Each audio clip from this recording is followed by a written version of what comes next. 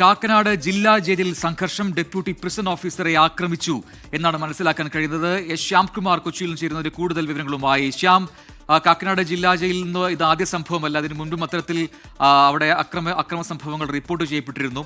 എന്താണ് ഇപ്പോൾ നിലവിൽ സംഭവിച്ചത്? എന്താണ്, ആരാണ് ആക്രമിച്ചത്? ഒപ്പം തന്നെ ഇപ്പോൾ ഈ ഡെപ്യൂട്ടി പ്രിസൺ ഓഫീസറുടെ നില എന്താണ്?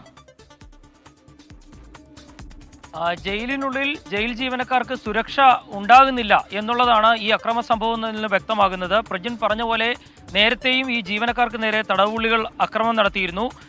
നിലവിൽ വിചാരണ തടവുകാരനായി ജില്ലാ ജയിലിൽ കഴിയുന്ന ചേരാനെല്ലൂർ സ്വദേശി VM നിധിൻ എന്ന് പറയുന്നയാളാണ് ഡെപ്യൂട്ടി പ്രിസൺ ഓഫീസറെ മർദ്ദിച്ചത്.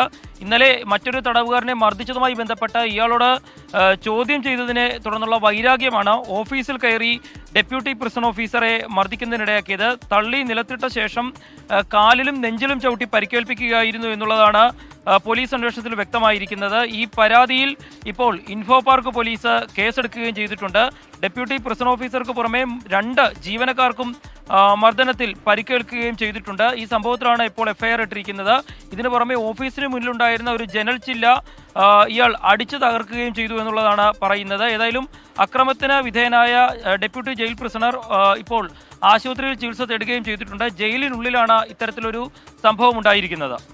ശരി, എസ് ശ്യാംകുമാറാണ് കൊച്ചിയിൽ നിന്ന് വിശദാംശങ്ങൾ നൽകിയത്.